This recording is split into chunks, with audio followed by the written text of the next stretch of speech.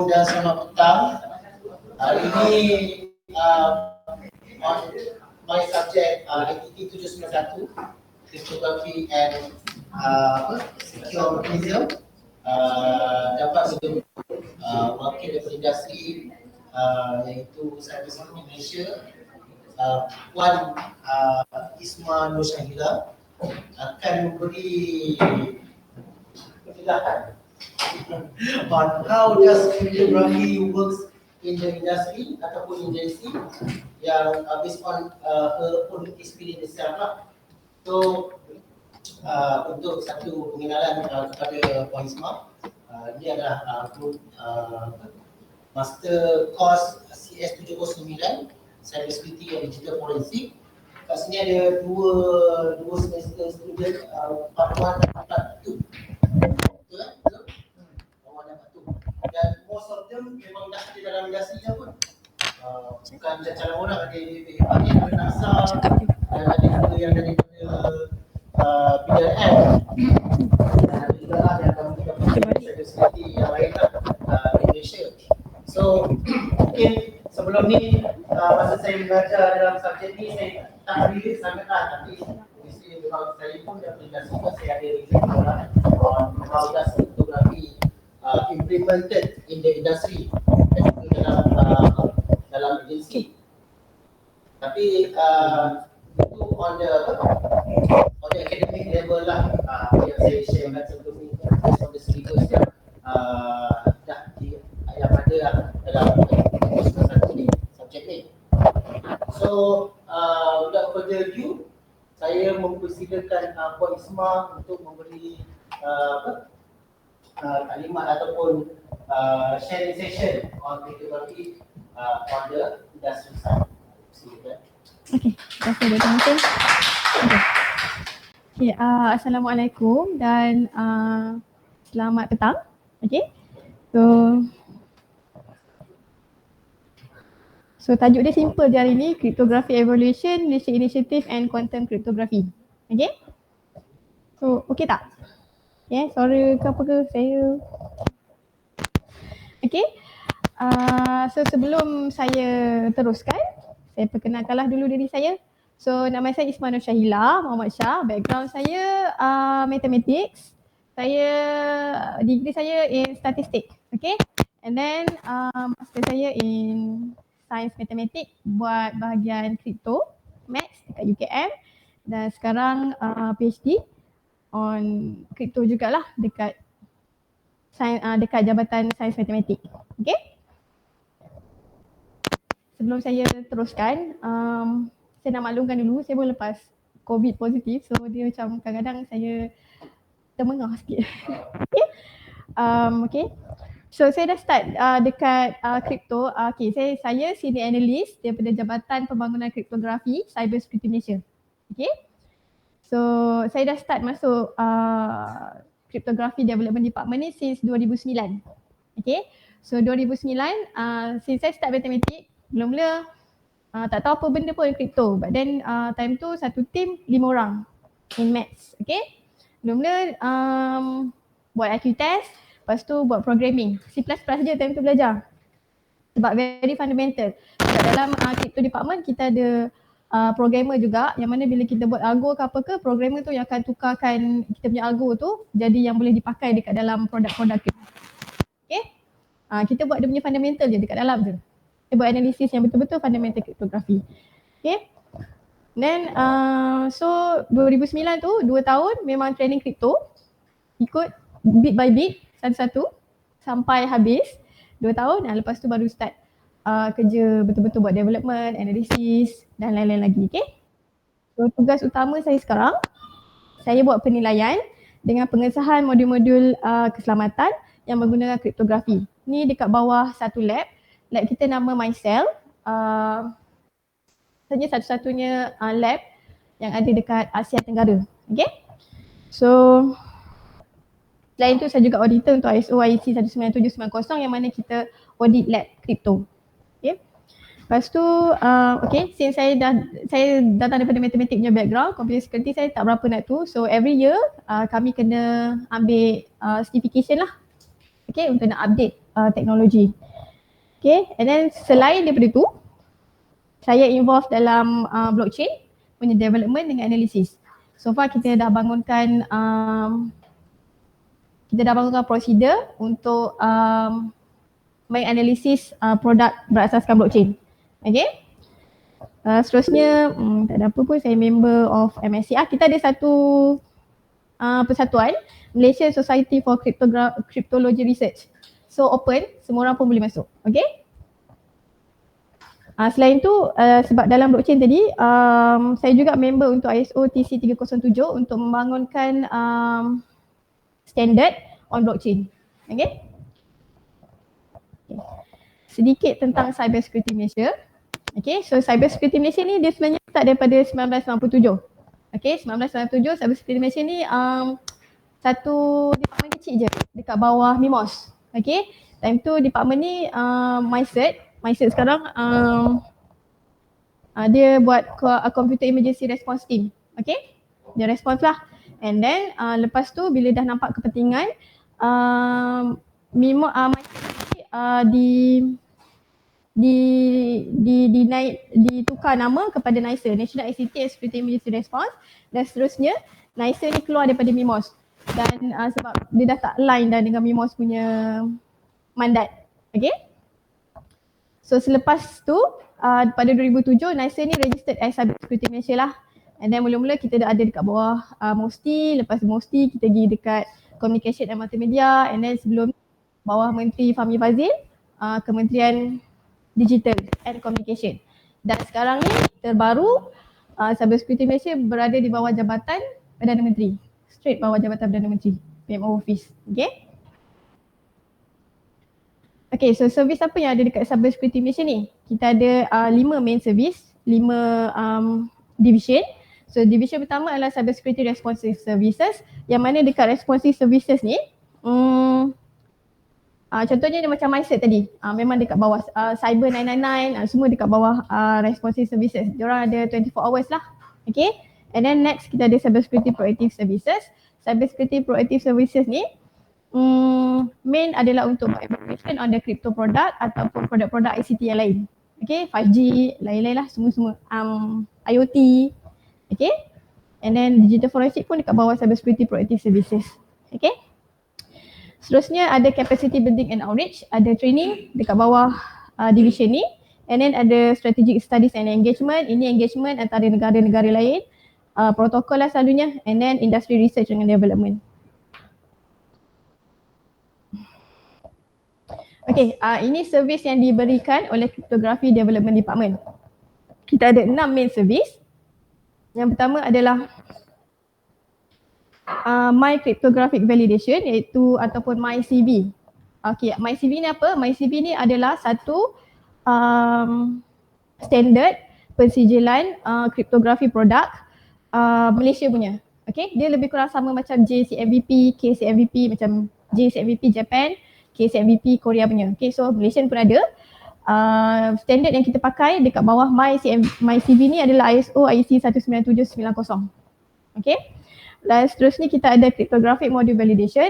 Ini kita guna pakai standard daripada FIPS 140. Okay, dia bawa NIST US. So macam last month person daripada NVLab baru datang lah untuk audit kita punya lab dengan kita punya prosedur. Okay, seterusnya kita ada kami Sekretariat untuk Senarai Algoritma Kriptografi Terpercaya Negara, yang mana senarai ini menyenaraikan algoritma kriptografi untuk diguna pakai oleh Malaysia, dalam Malaysia. Okay, dan seterusnya kita ada sekretariat juga dan membantu dalam pembangunan produk kriptografi terpercaya negara. So produk kriptografi terpercaya negara ni adalah satu list of produk yang mana kita dah evaluate dari menggunakan MyCV tadi. Okay, produk kriptografi kita evaluate guna standard MyCV, and then kalau dia pass kita listkan dekat dalam PKTN. Okay, so PKTN ni siapa nak pakai? Government agencies. Okay, seterusnya nanti insyaAllah by this year kita akan develop satu center yang dinamakan sebagai Malaysia Quantum Resilient Ecosystem Strategy. So center ni bertugas untuk apa? Bertugas untuk memantau dan kita nak migrate pergi ke quantum safe cryptography sebab quantum threat sekarang agak critical, so kita kena get ready. Okay, so center ni akan dibangunkan insyaAllah dalam tahun ni. Memang tengah bekerja buat benda ni, okay. And then last sekali ada blockchain security validation system. So blockchain security validation system ni basically kita buat validation dekat blockchain punya produk, blockchain base punya produk. Okay, so maknanya kalau kita ada produk blockchain base, blockchain dia guna prosedur yang ni lah. Okay, apa-apa jenis blockchain. Blockchain kan ada banyak kan, so apa-apa pun boleh di evaluate.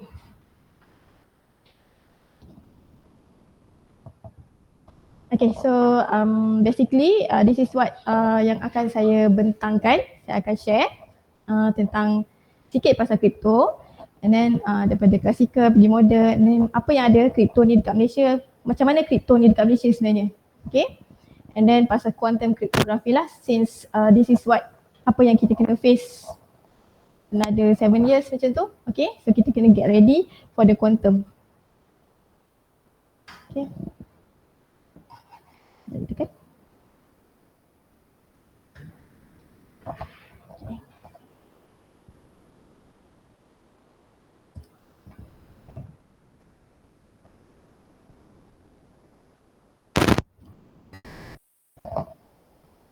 Tak boleh tekan. Okay dah. Okay. So introduction for the first part. Saya tak tahu, so you all ada tahu pasal crypto, encryption, decryption. Dengar balik lah dah.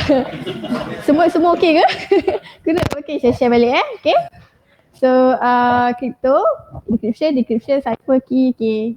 Basic je okay. So crypto ni apa? Crypto ni adalah macam secret code. Okay, secret code yang mana membantu untuk secure the information.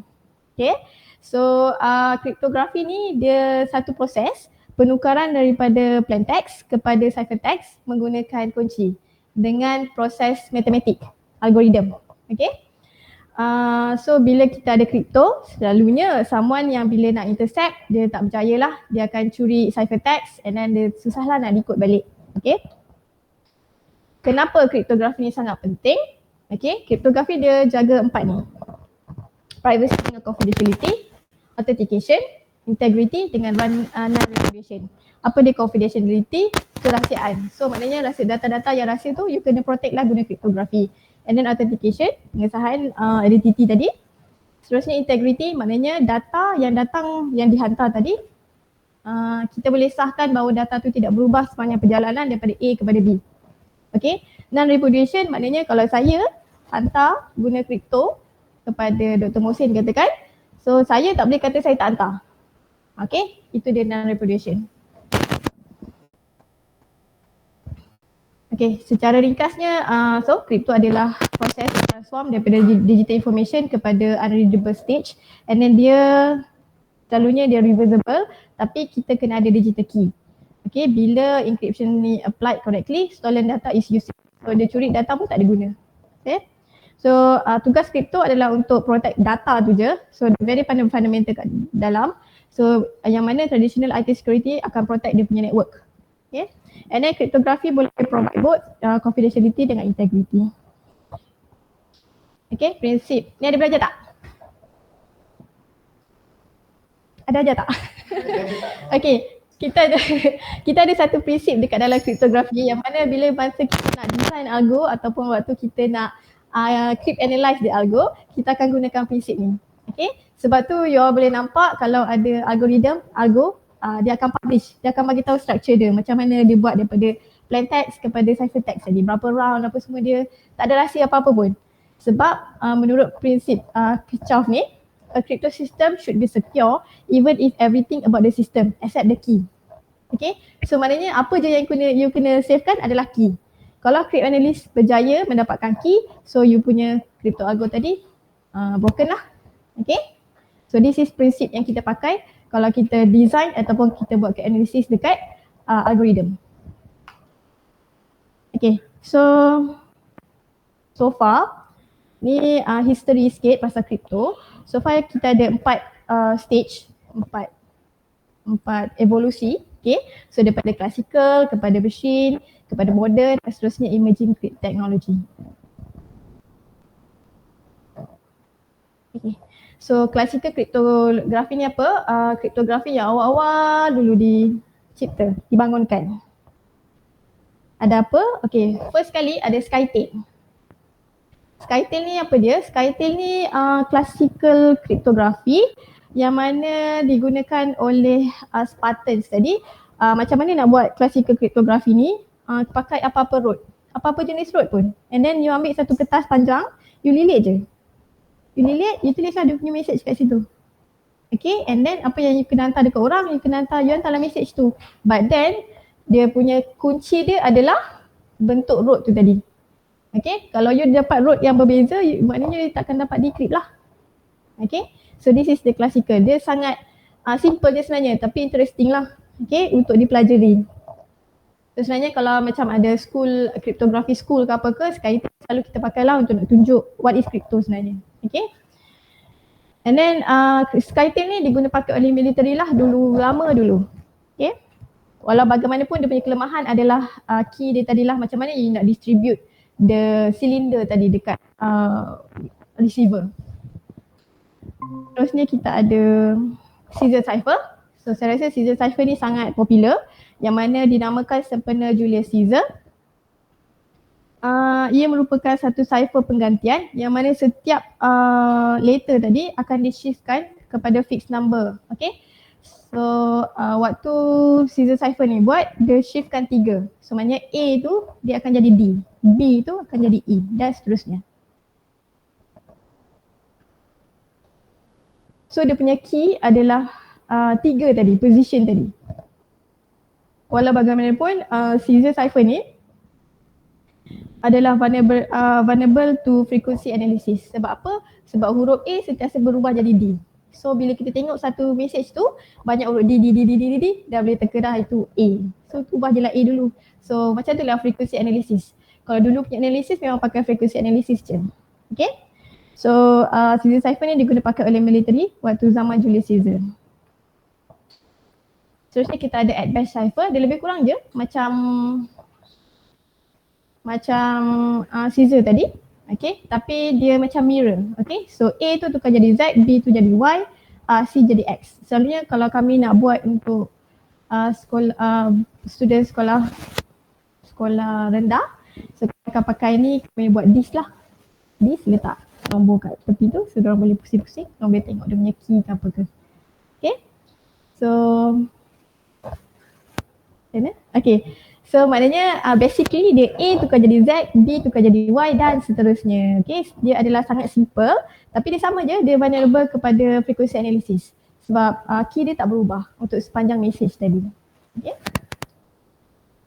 Seterusnya ada Pigpen cipher. Yang ni pun agak boleh diguna pakai pun dekat dalam kelas ni. Basically dia ikut bentuk tadi. Okay, A, B, C, D, E, F, dia ikut bentuk tu lah. Bentuk kandang tu. Okay, kalau ada titik. Ini dah ada Pigpen cipher. So siapa boleh decrypt? Yang ni. Boleh tak? Okay.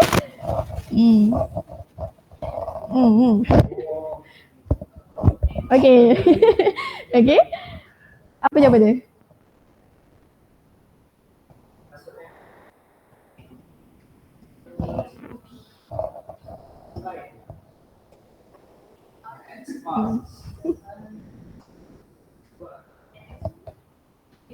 Boleh? Boleh ke give up? X marks the spot. Okay, betul. Tak bawa hadiah pula. Okay. So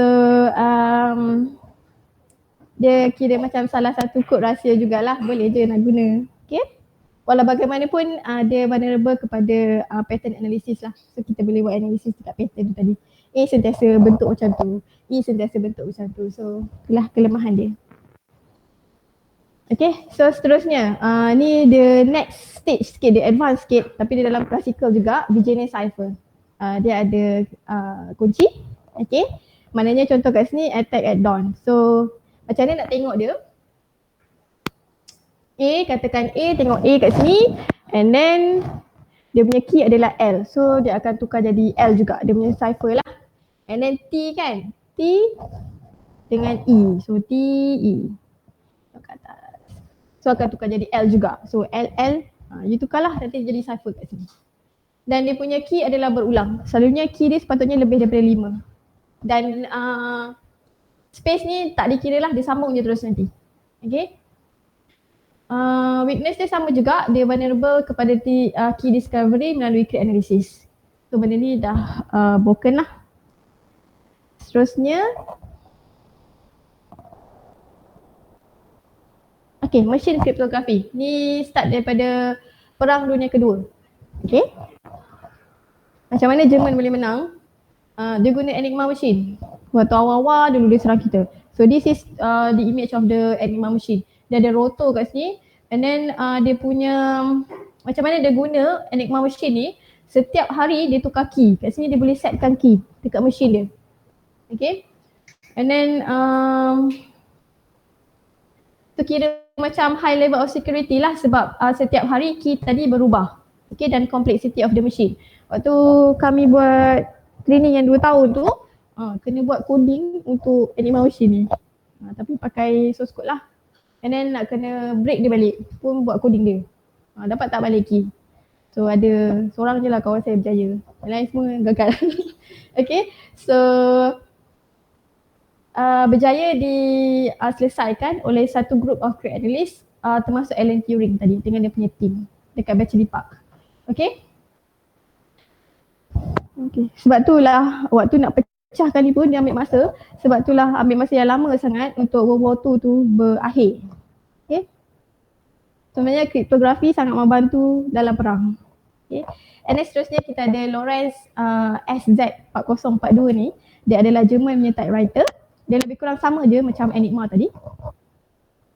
Bagaimanapun ia telah berjaya dipecahkan di Bletchley Park. Bletchley Park ni macam satu tempat yang mana British diletakkan crypt analyst kat situ, code breaker. Okay, apa-apa tugas crypt analysis ni macam dia akan cuba pecahkan cipher tadi. Okay, digunakan oleh Jerman juga. Seterusnya Purple Machine digunakan oleh Japan untuk government dia punya diplomatic communication by the Japanese government. So sama je American analyst yang berjaya decipher the purple code. Okay. So basic dia memang datang daripada Enigma. So dia improve. Okay, this is a machine yang berjaya memecahkan Enigma tadi. Okay, machine ni lah yang berjaya mengakhirkan Perang Dunia Kedua. Okay, machine ni besar sangat. Tapi macam mana pun mesin ni dia perlukan orang untuk beroperasi. Maknanya dia kena ada something yang dia kena ubah kat situ. Dia bukan automatic lah macam komputer sekarang. Okay. Right. Okay.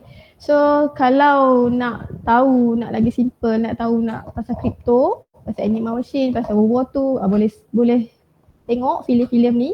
So this is Breaking the Code tahun 1996, and then 2001. Dan yang terbaru ni Imitation Game. Okay, Imitation Game ni saya rasa ramai kot pernah tengok. Cerita dia ilmiah kan, banyak cakap, but then interesting lah sebab you nampak macam mana perang tu berakhir. Dan benda ni benda yang sama tapi movie dia diperbaharui ikut zaman. Okay, so sangat interesting lah untuk dipelajari. Okay, so ada apa-apa soalan? Orang ada soalan. Saya tanya, kalau saya boleh jawab, saya jawab. Tak boleh jawab, nanti email je lah. Okay. Okay. So kalau tak ada, saya teruskan Dia tak tadi buat pergi basic itu kan? Certified Ethereum expert tu by siapa? Saya ambil dekat BC Council. But then sebelum saya ambil certification tu, saya dah training Ethereum, saya buat development apa semua dah. Nak belajar Ethereum. Dia ada beza tak? Dia ada by company juga, contoh macam PRM ataupun Genesis. Dia ada pilihan tu kan? Saya rasa tu tak se-equal macam tu. Maknanya nak tahu apa pasal Ethereum? Tak macam untuk Ethereum Ethereum expert tu, ada company yang provide lah, tapi company tu dia keluarkan tools, analysis tools untuk macam Chainalysis atau TRM kan. Tapi dia ada sediakan kursus macam tu lah. Chainalysis dia untuk produk lah, dia dalam produk. Chainalysis dia buat tracking kan dekat dia based on Ethereum punya cryptocurrency kan. Yang saya punya part, saya lebih kepada the basic of Ethereum tu sendiri, yang mana you boleh guna Ethereum untuk buat ganti you punya database, untuk enhance you punya database, untuk apa-apalah you boleh buat you punya coin sendiri pun. Smart contract tu semua tu Ethereum. Chainalysis ni kalau macam dekat CSM, yang pakai dia adalah digital forensic punya department. Tu masalah.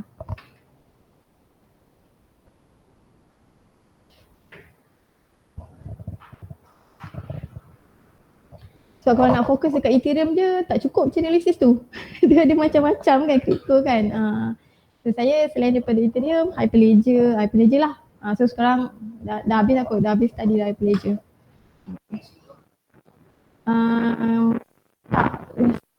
Kami buat development untuk nak tengok dia punya structure. Lepas tu kami develop procedure untuk validate kalau ada structure. BC Council je. Kalau ada justification tu basic je. Yang basic je. Tapi in order to learn blockchain, pada pendapat saya you kena buat development sikit baru you boleh faham. Okay, kalau you baca teori je you susah sikit lah. Okay, so, ada apa-apa lagi tak? Tak ada. Okay, so saya teruskan lah. So modern cryptography. Okay, modern cryptography ni apa dia? Basically modern cryptography terbahagi kepada 3. Ni apa yang kita ada sekarang lah currently. So kita dah tinggalkan semua tadi machine tu semua dah tak ada lah. Okay, so kita pakai modern cryptography. Dia terbahagi kepada 3 iaitu symmetric cryptography, asymmetric encryption dan juga hash function. Okay, so apa dia symmetric encryption? Siapa tahu? Symmetric. Okay, symmetric encryption ni dia tukar daripada plain text ke ciphertext dengan menggunakan satu kunci. Satu je kunci yang sama. Untuk encrypt sama, untuk decrypt pun sama. Okay, and then asymmetric encryption pula, dia tukar daripada encrypt pergi kepada dia tukar daripada plain text pergi kepada ciphertext guna public key, dan dia decipher balik guna private key, which is private key tu simpan sendiri. Okay, kita tak bagi pun. Public key kita boleh publish je. Okay, so itu asymmetric encryption. Dan seterusnya hash function. Tujuan utama hash function adalah untuk integrity of data. Jangan guna hash function untuk encrypt data. Tak ada dia untuk integrity. Sebab ada setengah IT company dia kata kita dah guna encryption, tapi boleh tengok-tengok dari kita audit dia tak guna encryption. Dia guna hash function je. Okay, which is tak encrypt pun, bukan encrypt pun. Sebab dia untuk kita nak tahu je data tu diubah ataupun tidak. Itu je tujuan hash function. Dia tak boleh reverse balik pun. Okay, encryption ni kita boleh reverse balik daripada ciphertext tadi pergi plain text. Okay, itu perbezaan dia. Okay, so nanti misal kata nanti kerja bahagian ni ke, jangan guna hash function lah. Okay. Okay, fast forward 50, 60, 70 ni. Okay, kalau kita pakai symmetric, ada equation yang mana n kali n tolak 1 ni per 2 ni untuk number of key yang diperlukan untuk encrypt data 1000 user. So macam mana you nak distribute 499,500 key tu tadi? Mula-mula memang pakai symmetric je. Macam yang tadi, yang before tadi kita tengok classical tu semua symmetric. Okay, tapi masalah dia satu je, key distribution. So macam mana you nak distribute you punya key? Okay, so problem dia memang key distribution lah. So mathematician found a solution. Okay, so asalnya public key crypto system tadi memang untuk key distribution. Okay, takkan kata you buat symmetry, you hantar message, you dah hantar message ni encrypted, lepas tu dia punya key macam mana you hantar? Itu yang dulu kalau kita tengok zaman dulu, dia punya key kadang-kadang yang kalau tengok ada cerita-cerita Sami dia botak, betul dia tulis kat sini tunggu rambut tumbuh lah kan. So itulah key dia. So orang tu kena berjalan pergi dekat. Kalau ada lah cerita, ni mesti tak tengok cerita-cerita lama ni. Dia contoh lah macam mana you nak hantar kan. Macam bila saya tanya dulu military buat macam mana, kita adalah key, kita pergi hantar sendirilah by physical. So kalau orang tu jauh takkan lambat, dah habis perang dah kena dah pun. So macam mana? Public key crypto system menyelesaikan masalah ni. Okay, ini contoh-contoh saya senaraikan sikit kriptografi algorithm. Okay, asymmetric public cryptography ni contohnya adalah RSA dengan EC, which is tiga ni yang akan dipecahkan, yang berjaya dipecahkan oleh quantum crypto. Okay, so operation untuk RSA ni fokusnya adalah pada untuk key pair generation. You kena tengok bila you nak pilih algo, dia bukannya RSA you boleh guna untuk semua benda, tak. You kena tengok you nak guna RSA untuk apa, ECC untuk apa, sesuai tak, berapa banyak key, you nak laju yang macam mana. So you kena semua tu memang kena ambil berat sangat. So deferment ni macam mana you untuk nak buat secure kan, so guna deferment pun dah cukup. Okay, and then ni adalah dia punya strength dengan weakness untuk setiap algo tadi. RSA ni tadi dia secure, walau bagaimanapun dia punya computational dia sangat, sebab dia memerlukan bit number yang sangat besar. Selalunya kalau kita tengok dekat dalam coding-coding yang ada, selalunya ada satu E kot, E tu dimalahkan, which is E tu kalau dia tukar dia lagi secure lah, tapi susah lah nanti nak decrypt. Okay, so tengoklah application and then untuk ECC ni dia provide strong security with shorter key length. Bila dia punya tahap security sama dengan RSA tapi dia punya key lagi rendah. Okay, macam sekarang kita nak move forward kepada key length minimum 128. Okay, sebelum ni 112 dan NSA hari tu keluar, kita kena get ready untuk 1. Yang mana key tu kurang daripada 128 akan dikira unsecure. Okay, and then deferment key exchange ni vulnerable kepada man in the middle attack. Okay, ini contoh symmetric cryptography tadi. Ada dash, triple dash, AES. Okay, dash dah broken, triple dash pun dah pakai. Sekarang ni untuk standard pakai AES.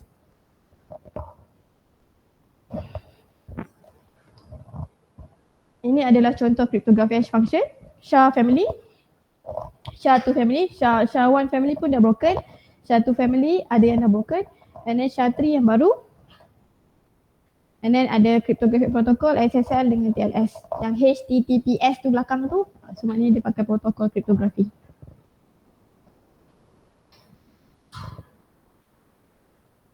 Okay, emerging technology.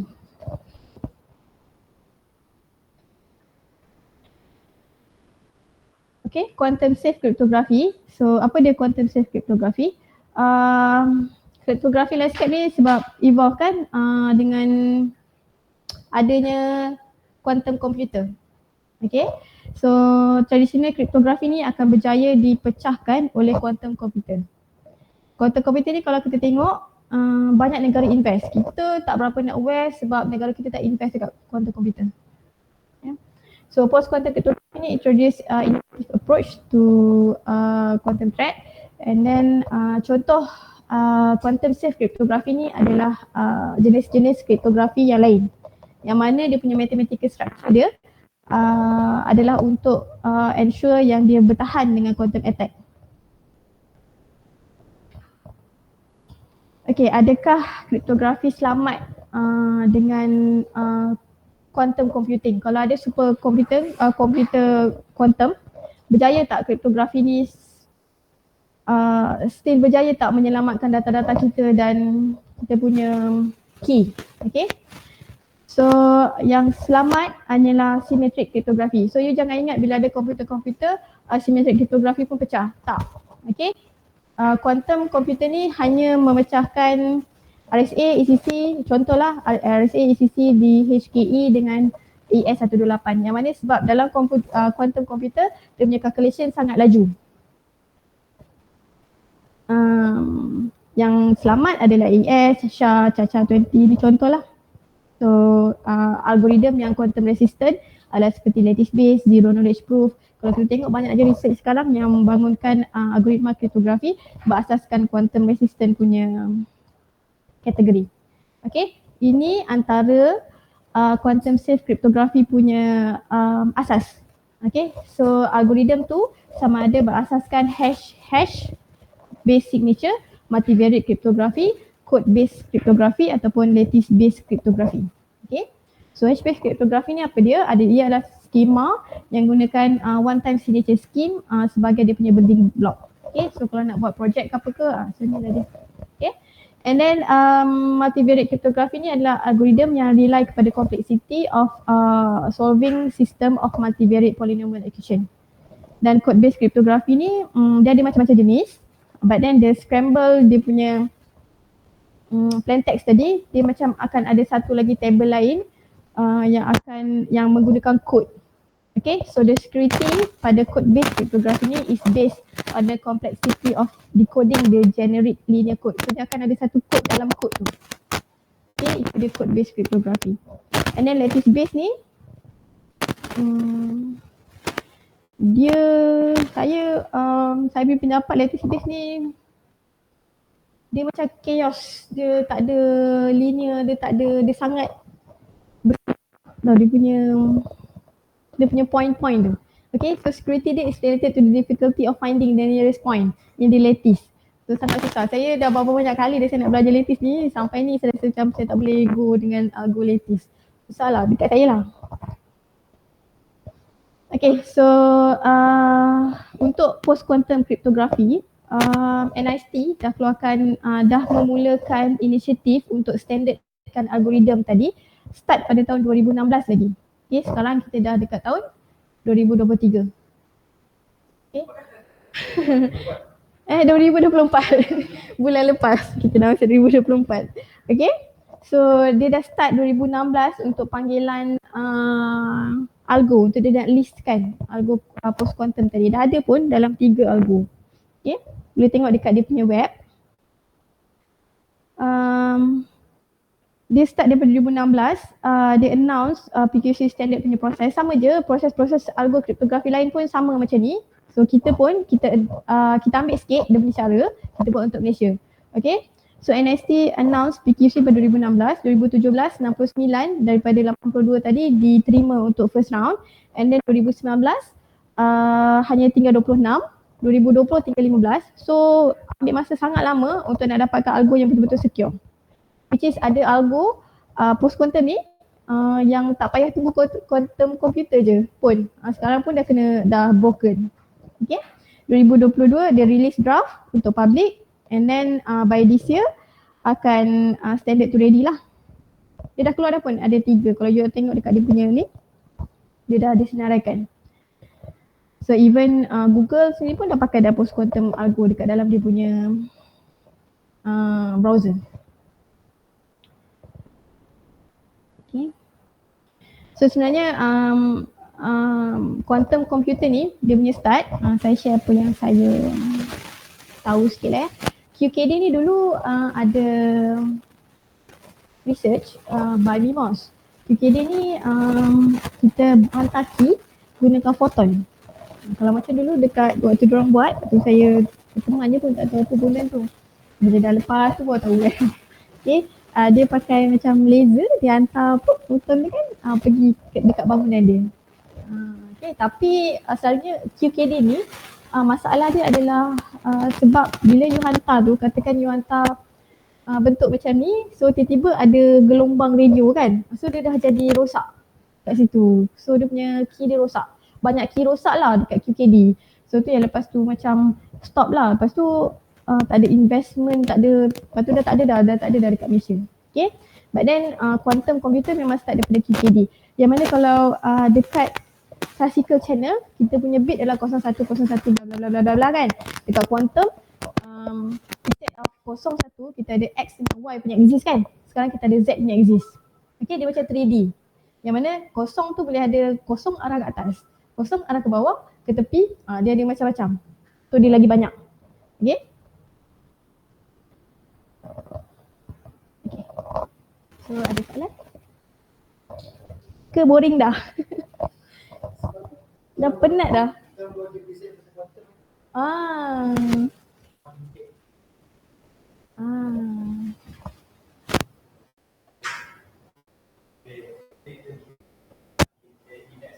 AES? Ah.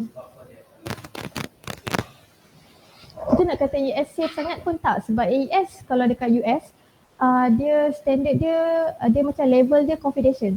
Kita kalau dalam information security basically lah, kalau dekat Malaysia kita ada 4 ke 5 level macam tu. So maknanya kita ada public level, restricted level, confidential punya level, secret dengan top secret.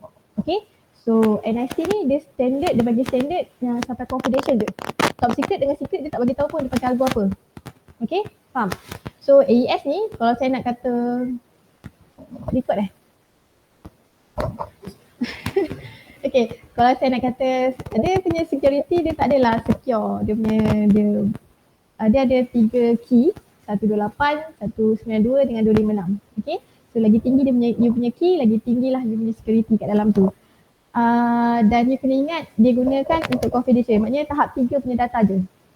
Okay, dia bukanlah nak kata very secure. Okay, jangan ingat AES bila overseas pakai je dia sangat secure, dia tak ada. Okay, dia still ada kelemahan dia.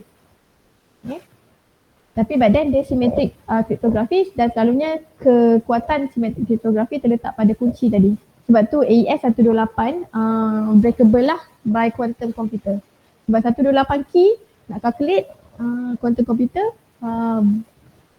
by theory pun macam dah boleh lah, sebab kita punya komputer evolve kan setiap tahun, dah jadi lagi chip lagi kecil, lagi laju semua. Macam tu lah lebih kurang. But then untuk communication biasa memang elok pakai AES. Dalam CSM ni buat validation tak terhadap algoritma yang dekat Malaysia ni menggunakan kuantum? Kita ada satu, kan tadi NIST dia buat lagi satu competition tau. Okay, ada daripada Malaysia ada hantar algo, KAZ algo daripada UPM, bawah Prof Rezal. Dia memang research on quantum. So tengah dalam event dia punya algo pun akan diguna pakai dekat dalam national ID nanti. Tu. So untuk evaluation of quantum algo tadi, insyaAllah by this year kita akan buka, tadi kan kita ada MySeal kan, kita akan buka akhbar, maknanya Malaysia boleh hantarlah algo dekat dalam tu, kita akan cuba evaluate, tengok dia boleh tersenarai tak untuk digunakan. Time tu nanti bila dah ada algo, kita akan tengok structure, selalunya lah bila akhbar ni kita akan tengok structure algo tu, and then kita akan tengok macam mana nak buat code analysis dekat algo jenis ni. Sebab code analysis ni bergantung pada jenis algorithm. Dia bukannya kata you nak attack linear and differential, bukan semua algo. Tapi simetrik memang semua boleh lah. Bila you kata you nak buat attack ni, bukan semua algo boleh attack dengan attack tu. Dia bergantung. Kadang-kadang attack dia dah kuat, tapi bila di implement dekat komputer dia lemah, broken. So itulah. So boleh get ready kalau rasa-rasa nak hantar algo, by this year lah kita buka. Sepanjang tahun ni. So end of this year kita tutup, tahun depan kita buat evaluation. Buatlah. Setahun ni boleh, habis setahun. Sampel lah bukan sendiri. Boleh hantar sebab ada beberapa kategori lah, bergantung pada kategori you nak. And then kalau you nak tengok dia punya kriteria, macam kriteria penilaian dengan kriteria untuk submission tadi, ada dekat dalam laman web. Nanti saya share kejap lagi. Okay? Tadi Puan tunjuk tu dengan adanya komputer sekarang ni kan, ada certain yang Broken. yang boleh pecah. Yang masih Selamat. Apa sekarang contoh Puan cakap tadi, Sila. tu Puan same for now, lepas tu macam ECC dah Broken. boleh dah broken kan? Betul. Okay, just nak tanya pandangan Puan lah, in the next 10 or 5 to 10 years kan, sebab Contoh macam cryptocurrency, Bitcoin dia guna dia punya encryption, dia punya guna DCC kan, dia optical, lepas tu dia punya algorithm tu pasti. So macam mana segi keselamatan itu? Blockchain pun breakable lah. Breakable lah. Cuma tapi blockchain ni you kena ingat dia punya structure kat dalam kita ada marker tree tu kan. So data-data kat dalam tu kita simpan. Dia cumanya yang dia pakai asymmetric tu dekat dia punya account. Dekat bahagian wallet, dekat bahagian wallet lah sebenarnya. Maknanya dekat public address you kan. Yang tu je. Maknanya maybe you boleh tahu identity but then dia punya data secure lagi sebab kita pakai hash kat dalam tu. Even macam internet Hyperledger dia pakai SHA-3, so secure lah sepatutnya. Data tu saya rasa selamat, cumanya orang boleh masuk dekat bahagian data tu tapi since dia ada structure of Merkle tree tu, so tak senang orang nak ambil data tu. Okay, so saya share dekat dalam blockchain. Dekat dalam satu blockchain ni adalah satu data berhubung dengan hash function. Okay, so maknanya dalam satu blok ada banyak data. Okay, katakan dalam satu blok ada 4 data. Okay, so data yang pertama dengan data kedua akan di-encrypt. Nak saya lukis ke? Okay, dia punya structure data yang dia simpan dekat dalam blockchain ni macam mana dia boleh secure. Katakan kita ada data 1.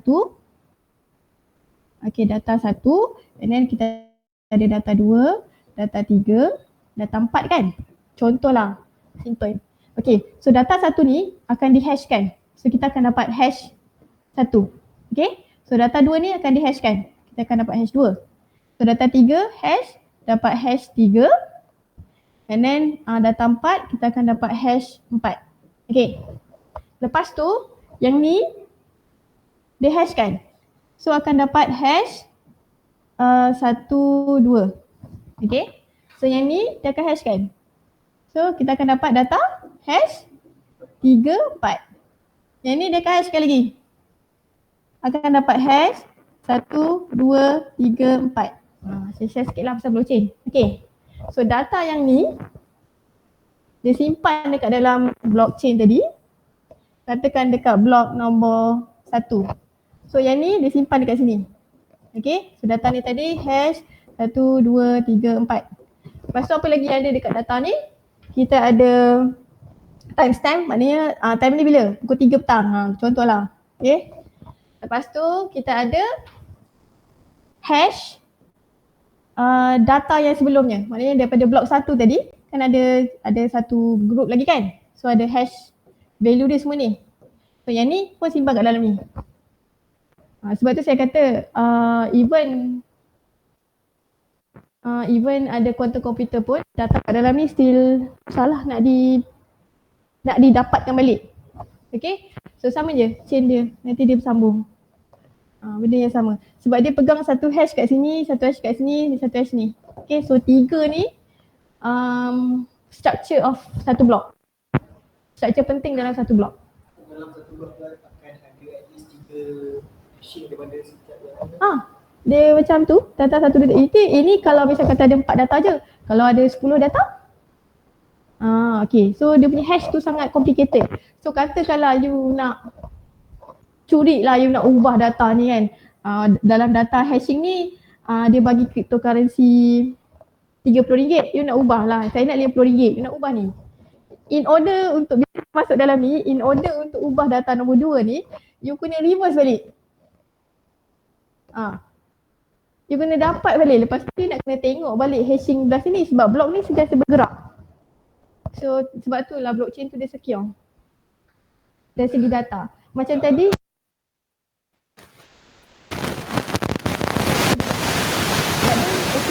ni dekat dalam blockchain kita pakai untuk data dalam Bitcoin. Dia punya protokol kepada siapa, daripada siapa, berapa. Masalah dia sekarang kat sini lah. Sebab yang ni data ni protokol. Dia ada satu protokol. Contoh Bitcoin kan. Bitcoin punya protokol yang simpelnya dia ada ni lah. Dia ada kepada siapa, daripada siapa, sebanyak berapa banyak. Okey. Yang bila dia dah masuk dari dia dah secure dah. Tapi masalahnya kalau tadi quantum tadi, yang ni lah. Sebab yang ni asymmetric ni. Yang ni asymmetric ni. So you boleh dapatkan kepada siapa ni? Bagi saya lah, you boleh dapat kepada siapa ni? You tukar you punya address ke? Itulah yang boleh dibuat oleh quantum. Bolehlah buat research kalau you nak try break the blockchain. Kalau saya lah kat situ, sebab kat situ dia punya asymmetric. Okay. So ni basic blockchain. So ada soalan lain lagi tak?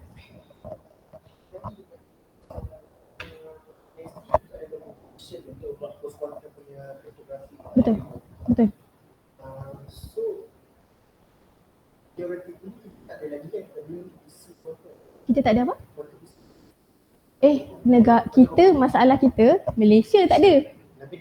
Negara lain banyak, saya tunjuk. Dah ada. Diorang punya investment on quantum computer. Sekarang ni dekat dalam quantum kita ada satu, kita nak bangunkan quantum computer, lagi satu kita nak defense daripada quantum computer punya attack tadi. Okay, negara lain macam Singapura, diorang tak fokus dekat defense. Okay, contohlah. Okay, diorang fokus dekat bangunkan quantum computer tadi. Nah, negara kita tak ada invest dekat quantum computer. Maksudnya negara yang ada quantum computer ni tak meluas lagi lah. Maksudnya dia mungkin tu satu agensi yang nak invest quantum computer mahal kan? Nanti saya tunjuk berapa banyak dia punya government bagi duit untuk bangunkan quantum punya. Kita sebab kita je yang tak ada. So mungkin kalau ada cyber warfare kan, orang boleh gunakan quantum computer. Kita tak, dia punya bahaya tu sebenarnya. Kita tak ada quantum computer, so kita tak boleh nak pergi attack orang. Kalau misal kata one day ada World War 3 guna quantum computer, kita macam mana? dia macam something to think lah. Kalau nak submit quantum cryptography tu, orang ada lah quantum computer untuk quantum cryptography digunakan untuk defense. Okay, quantum cryptography tadi kita tak pakai dalam quantum computing. Dalam quantum computer kita tak pakai sebab quantum computer ni dia laju je. Okay, quantum cryptography ni tadi algoritma untuk defense daripada attack quantum computer tadi. Misal kata you nak calculate RSA based on RSA tak ada ni. RSA kan based on big number. Okay, in order you nak cari number tu balik, kalau guna komputer biasa ambil masa.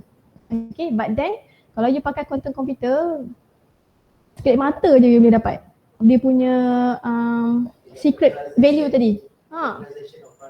Betul. Sebab number tak kat komputer biasa boleh besar mana sangat kan. Quantum computer tu dia sangat laju, kira berapa kali ganda daripada komputer biasa. So dia memang dia punya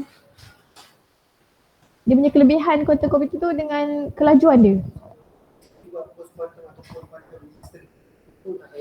Betul, untuk defend. Maknanya any macam RSA, ECC tadi yang vulnerable to quantum attack tadi, ditukar lah, kena tukar lah. So, tapi tadi itulah dalam on asymmetric mostly dah boleh di. Tapi kalau on the symmetric, kenapa dia masih lagi boleh dikatakan secure? Sebab symmetric punya basic bukan bergantung pada mathematic punya calculation. Okay, kalau you all tengok dalam symmetric algo dalam symmetric algo, kita punya building block based on substitution tadi, maknanya kita ada permutation box, kita ada substitution box, kita ada XOR, kita ada tu yang kita tak ada kira matematik pun. Kita based on ni je. Okay, and then ada F function, ada betul lah. Betul. Tapi RSA, ECC tu semua mathematic calculation.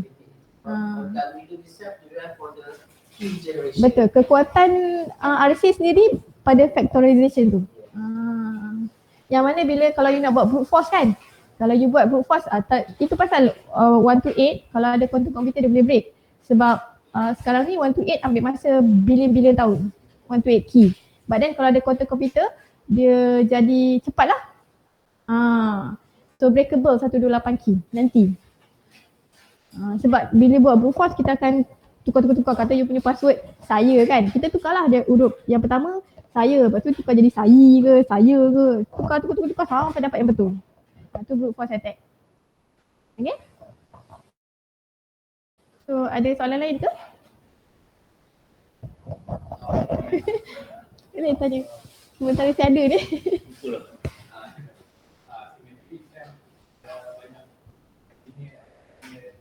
Linear. Linear dengan diffraction.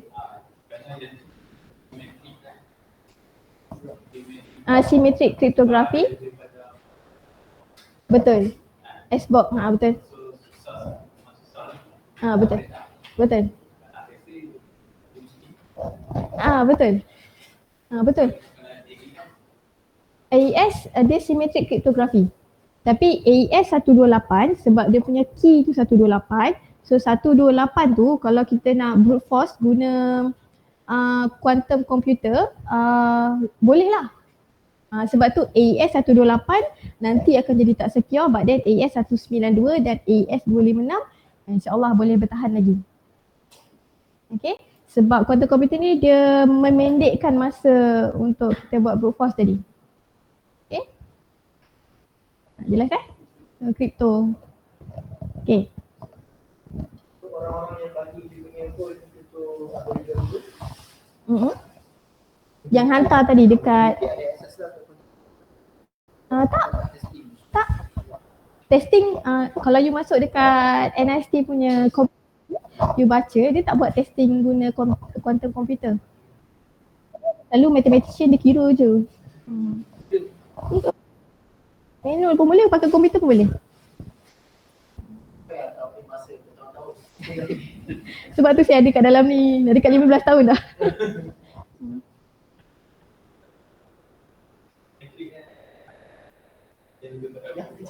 Ada apa? Linear.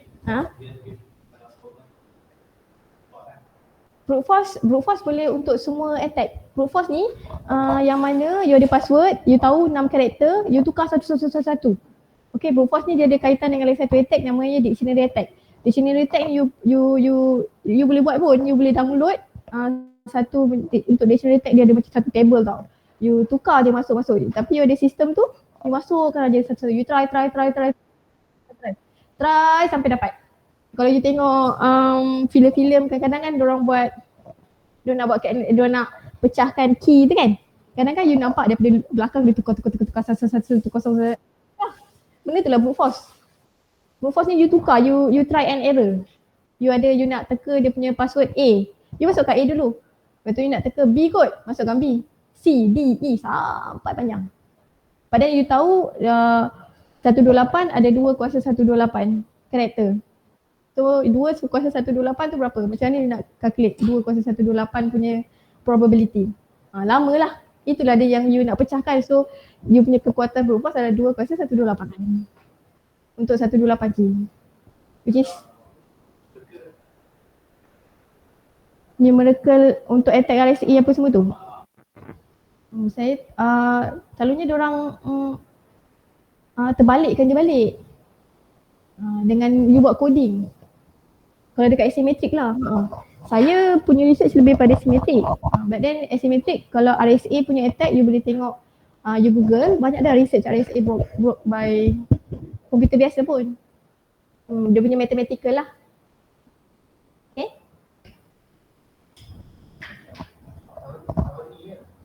Apa? Dia nak publish.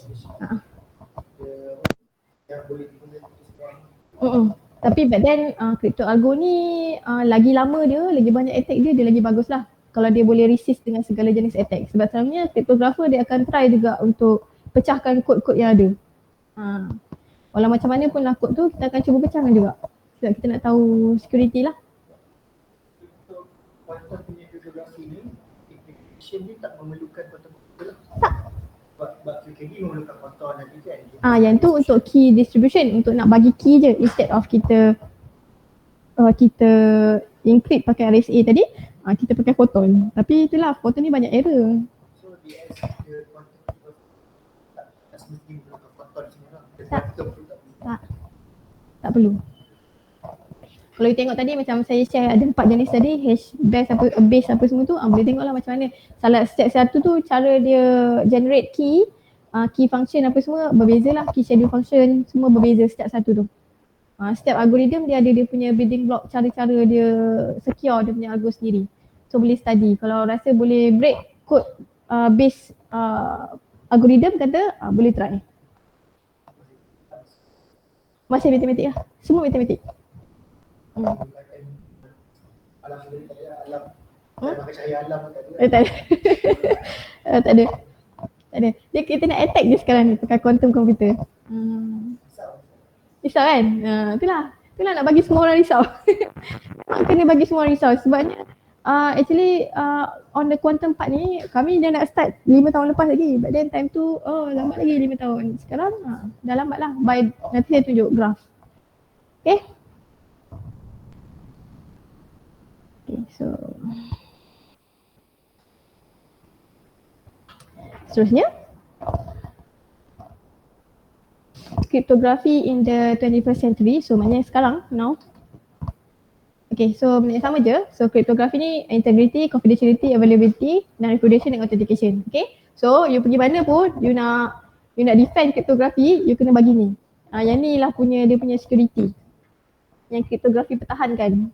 Okay, and then sebelum you buat encryption, implement the following controls. Okay, so mula-mula sekali make sure you control the authentication and authorization between application and database.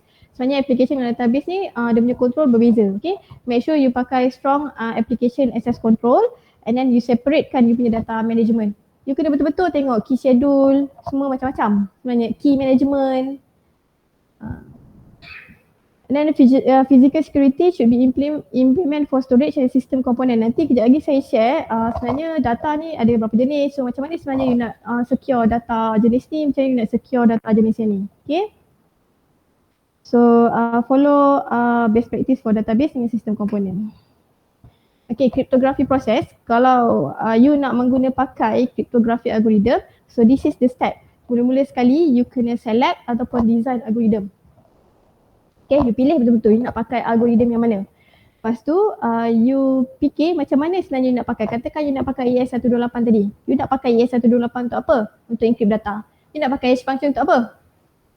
Untuk encrypt data juga ke? Tak kan? You memang you encrypt but then dia punya hash value tu bukannya untuk macam encrypt pergi decrypt. Dia bukan untuk confidentiality lah. And then implement the algorithm within a communication system and then you implement, make sure you punya implementation tu betul. Dan yang paling penting sekali adalah key management. Okay. Sebab bila implement algo, key management fail pun habis. Bila macam selalu key datang daripada kata produk-produk kriptografi, dia punya default key 0000. So apa-apa pun dia boleh attack je lah 000000. So senang untuk nak break dia algo. Okay. So kena ingat bahawa cryptography algorithm ni adalah satu komponen je, part of an entire process. Okay, yang mana bila you dah ada cryptography yang kuat pun dia punya tepi tu semua pun you kena secure. Okay, baru you boleh kata secure cipher system. Sebab bila kita evaluate produk, memang kita ada cryptography boundary. Cryptography boundary memang kita bagi fokus, but then kita still juga evaluate tepi-tepi dia punya OE, dia punya data input, data output. So still di-evaluate lah, bukan semata-mata kita buat evaluation dekat cryptography saja. Okay, so ini antara encryption mistake yang boleh lead to data breach. Okay, sebab cryptography nak secure data, so ini sebenarnya yang antara mistake lah. Bila mana bila developer bagi algo, kita dah assume dia as security expert. Pakai je lah, padahal boleh jadi implementation dia adalah salah. Kita boleh jadi ada developer datang, dia kata ni produk crypto kita pakai ES196. 192. Okay, oh baguslah AS192 kita pun pakai. Okay, tanpa you nak evaluate apa pun. Tapi sebenarnya implementation AS128 tu dia ada library je kat dalam, dia punya implementation tu salah. Tahap apa yang dia keluarkan pun tak tahu. Okay, so make sure you check. And then you believe bahawa regulator compliance, maknanya you dah secure. You ikut je, you rasa you dah secure. But still, you kena jaga betul-betul. Okay, rely on service provider to secure your data. Ini macam you rely dekat you punya Google password tu untuk jaga you punya password. So you rasa you boleh percaya ke sebenarnya? Okay, tapi sebab banyak sangat password kan, jadi nak ingat. Relying and low level encryption, you nak buat encryption yang cepat, yang simple je, 32 bit key pun okay je, jadi ada encryption. Okay, so make sure you tahulah. So using the wrong cipher mode, macam tadilah lebih kurang pakai hash function untuk encryption. And then getting key management wrong, kita tinggalkan key and protected, kita dah encrypt dah, database dah cantik dah ni. Lepas tu ada satu notepad kat tepi tu, password. So macam mana? Okay, kita dah cantik dah ni, kita dah zip file apa semua, bla bla, password. Kita tu kita nak hantar encrypted data ni, encrypted data, lepas tu dekat dalam tu kita letak pula attachment, password dia yang ni tau. Faham tak? So benda tu terjadi. Okay. So guna semua key untuk, yang ni saya rasa ramai yang buat ni. Password semua sama untuk banyak web. Okay, using the same key for all your data. So kat mana kita guna crypto? So dah tiada dah ni. So kita guna crypto lah, semua benda bila security je memang melibatkan crypto. Contohnya online transaction, communication, government information punya sensitive data, cryptography, foundation lah untuk cyber security. Okay, so ini antara macam mana cryptography tu tadi digunakan. Okay, saya share sikit lah. Okay, email encryption, VPN, okay, and then ada secure communication. Okay.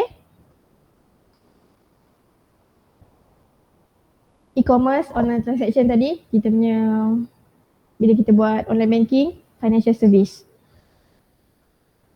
Ini architecture untuk mobile bank customer.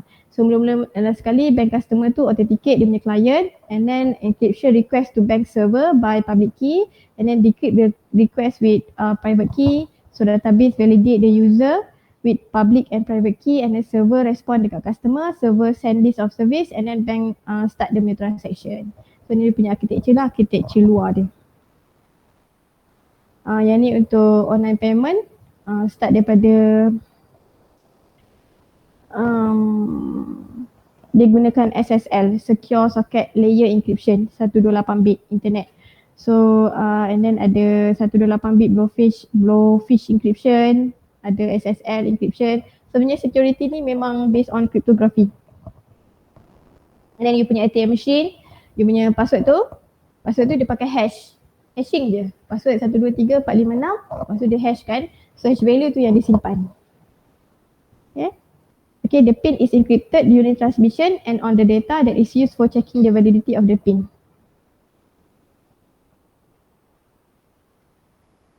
And then government digital signature diguna pakai, and then encryption untuk secure data system dan juga data storage dengan cloud computing.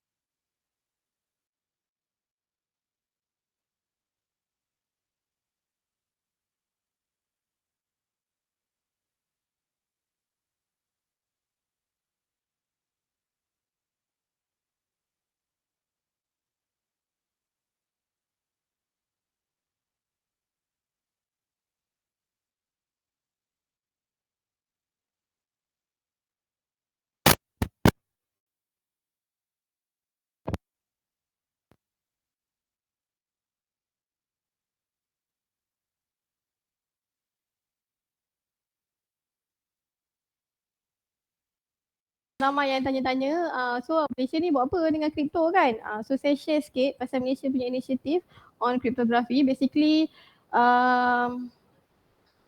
Department Jabatan Pembangunan Kriptografi lah, the Cryptography Development Department. Okay, so Malaysia ada apa pasal kripto ni? Okay. Mula-mula sekali kita ada MSCR, Malaysian Society of Cryptography Research. Okay, yang mana MSCR ni adalah satu non-profit organisation established pada tahun 2007. Okay, dia dedicated untuk promote research dalam kriptologi dengan related field. So maknanya kalau sesiapa yang berminat nak belajar kripto, dekat dalam MSCR ni ramailah kripto expert. Okay, yang terdiri daripada industri, yang terdiri daripada academician, daripada pelbagai universiti.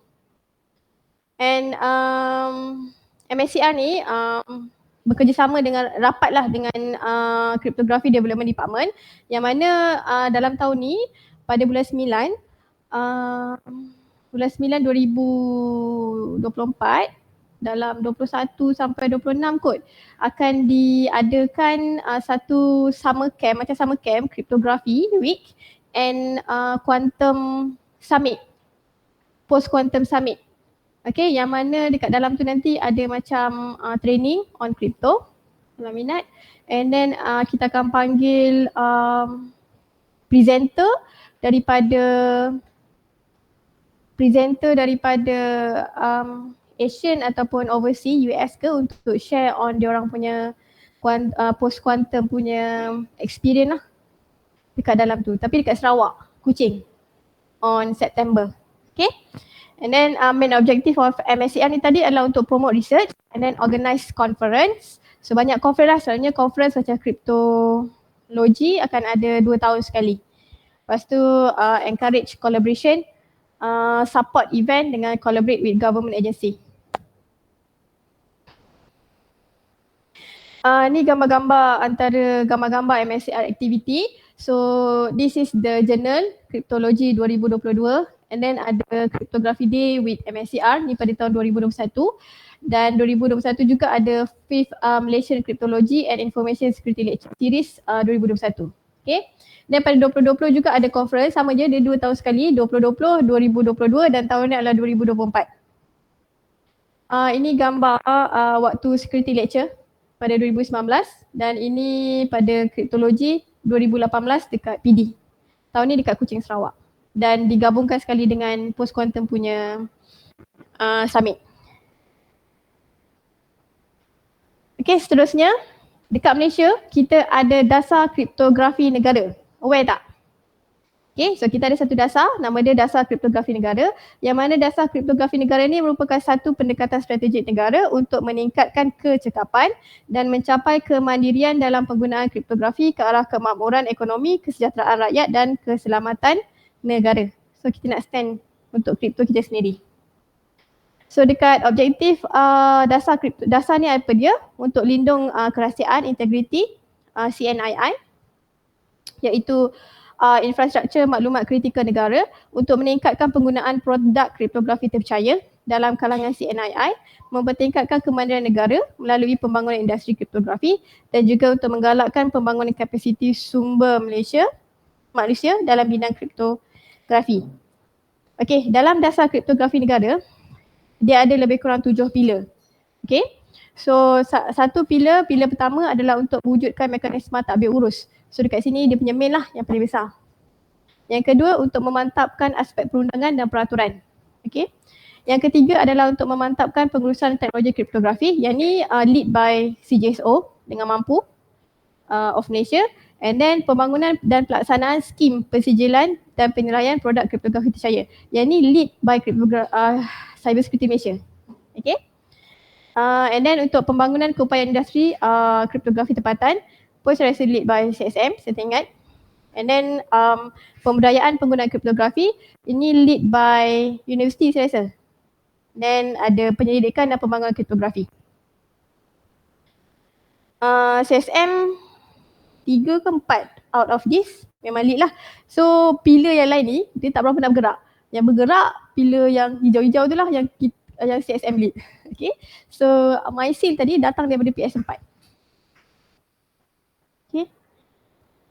Okay, so apa dia MySeal? MySeal ni adalah satu senarai algoritma kriptografi terpercaya negara yang mana kita listkan algoritma-algoritma yang telah dinilai oleh kita punya kriptografer. Okay, and then MySeal ni kita bangunkan untuk support dasar kriptografi negara tadi, dan dalam MySeal kita provide requirement ataupun guideline macam mana you nak guna satu-satu kriptografi algo tadi. Dalam MySeal terbahagi kepada dua, satu tu Akbar, satu lagi Aksa. Aksa adalah existing kriptografi algorithm yang mana kita ambil guna pakai algoritma-algoritma kriptografi daripada standard-standard dan juga projek kriptografi luar negara. Akbar adalah new cryptography algorithm yang mana kita listkan algo-algo yang dibangunkan oleh Malaysia sendiri. Okay, so semua orang boleh hantar sendiri algo sendiri, okay, untuk dinilai, untuk dimasukkan dalam list. So far kita dah pernah buka sekali competition. Dia macam tadi competition quantum cryptography NIST tadi, tapi kita buat untuk Malaysia. Kita dah pernah buka tahun lepas, tapi tak ada yang berjaya. Kita ada lebih kurang 7 algo kot. Kita evaluate tapi tak ada yang berjaya untuk dilistkan sebab gagal create analysis. Okay. So, okay, sama je. Aksa ni berdasarkan standard daripada projek lain seperti FIPS, ISO dengan CryptTrack. Manakala Akbar ni Malaysian lah yang ataupun yang tak publish. Okay. So, bila you hantar, kita takkan publishkan you punya algo pun. Kita akan evaluate dulu. And then lepas tu baru kita decide. Ini adalah senarai-senarai yang ada dalam MySeal. Okay. Ada 6 primitif saya. Okay. Ada 6 primitif. Primitif yang pertama adalah primitif symmetric block cipher, iaitu terbahagi kepada 2 block cipher sendiri dan juga lightweight block cipher. So untuk produk-produk kriptografi dalam Malaysia, kita boleh terimalah AS128, 192, 256, Camellia, Clefia, Present dengan High. Yang lain-lain kita tak galakkan untuk pakai. Stream cipher, Caca20, K cipher dengan Rabbit. Itu pun tengok key dia. Kalau Caca20, 128 ke, Caca20 yang lain ke, tak. Okay. And then prime number generator, 3 ni. DRBG, 3 ni juga. But then DRBG untuk 3 key TDEA ni dah keluar lah sebab NIST dah tak pakai sebab dia punya key length rasanya. Okay. Nanti by sebelum kuartal 1 2024 ni kita akan keluarkan list baru. Sekarang ni dah peringkat akhir dah, tengah nak buat report dan untuk tukar je dekat laman web. Okay, and then ada asymmetric cryptography. So this is the algorithm yang boleh diterima pakai dalam produk kriptografi Malaysia. Okay, DSA, ECDSA, RSA, PCC, dia bergantung pada dia punya scheme. Okay, untuk registration you boleh pakai 3 ni je. Untuk key agreement you boleh pakai 2 ni je. Untuk asymmetric encryption scheme you boleh pakai 6 ni. Okay, and then untuk hash function boleh pakai ni je. SHA-256 tak ada. Okay, and then ada lightweight hash function, Spongin dengan Photon. Okay. Untuk lebih lanjut, you boleh buka dekat laman web ni. Okay, kat dalam ni ada dokumen kriteria, submission dengan evaluation kriteria. So kalau nak hantar, boleh refer to dokumen ni lah. And then ada pasal cryptography algorithm ni, kita ada dokumen guideline macam mana nak pakai algo-algo yang kita listkan ni. Dan ada important date, selalunya kita letak kat laman web je. Okay. Seterusnya kita ada Badan Penilaian dan Persijilan. Okay. So Malaysian punya local scheme untuk validate dengan certify cryptography module adalah berdasarkan pada ISO IEC 19290-2012 punya requirement. Okay. So verification ni tadi bila kita buat testing, kita pakai ISO IEC 24759-2017. So siapa yang validate kita punya validation tadi adalah satu badan Information Security Certification Body, ISCB, daripada Cyber Security Malaysia juga, tapi department lain. Okay, dia akan check sama dia betul tak kita ikut ISO tadi. Okay, so dia akan provide CJ lah sijil akan dikeluarkan oleh ISCB Cyber Security Malaysia. And then approved cryptographic algorithm untuk MyCV tadi adalah mengguna pakai National Trusted MySeal tadi. So maknanya senarai yang dalam MySeal tu tadi hanya senarai dalam MySeal saja yang akan diterima pakai, maknanya akan mana-mana produk guna MySeal je yang boleh lulus. Kalau dia pakai others than MySeal, kita tak akan luluskan. Okay, sebab kita punya aim memang untuk Malaysia. Yang mana algoritma tadi semua kita dah test. Okay, faham So, okay, dekat dalam MyCV, dia ada dua jenis validation. Satu tu CAV, Cryptographic Algorithm Validation. Ni small part je yang mana kita akan validate algo je. Okay, kita akan validate algo, katakan AES. Kita tengok you punya implementation of AES tu betul ke tak. You kata you pakai hash function SHA-3. So kita akan check you punya SHA-3. Betul tak you pakai SHA-3? And then you kata you pakai symmetric RSA, betul tak you punya RSA? Kalau betul, luluslah. Kita akan keluarkan sijil, kita bagi tahu okay, AES yang diguna pakai dalam produk ni adalah betul. Dia macam tu. Lebih kurang lah. Okay. Yang kedua adalah Cryptographic Module Validation iaitu CMV. Yang mana CMV ni dia akan validate satu produk tu. Dia ada beberapa requirement lah. So CAV ni part of CMV. Okay. Dia satu modul, CAV tadi satu algo je dalam algo yang digunakan oleh produk. Lepas tu dekat luar dia ada produk kan, kita letak dalam produk kan.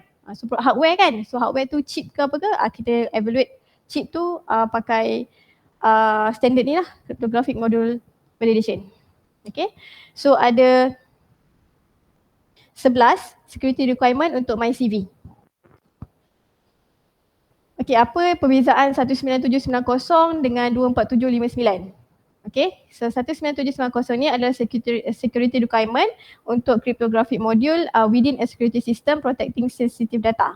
Dia specify security requirement yang maintain the security provide by cryptographic module. Manakala 24759 ni tadi test yang perlu dilakukan. Okay, so dia datang in pair lah. Test tu kita pakai 24759, but then dia punya security requirement yang 11 tadi kita pakai 19790. Okay. Okay, ini antara security requirement yang kita tengok.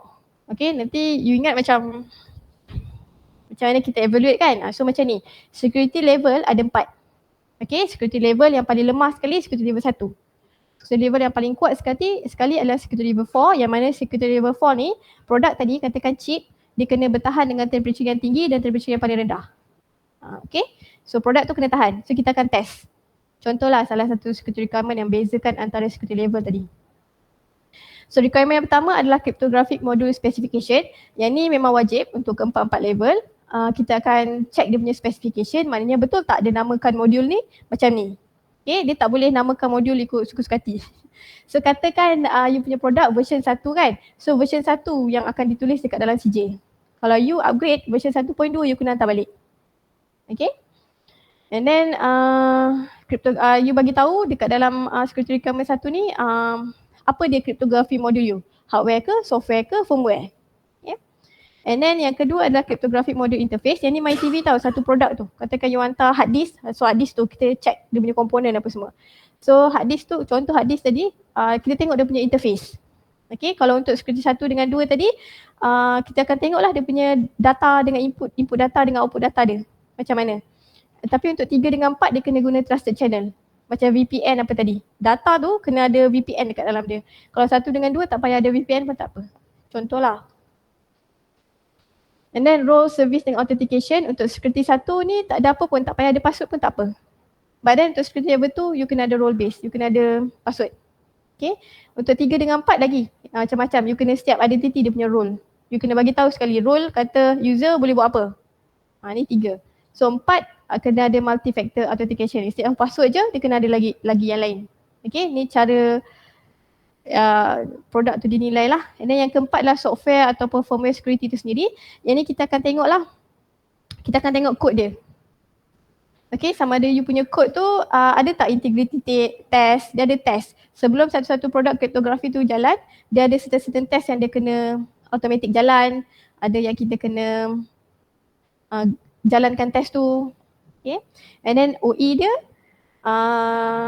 kalau security level 1 dia tak boleh dimodify, limited. Okay. And then yang kedua kena boleh modify dan ada audit mechanism lah. Yang keenam kita tengok physical security.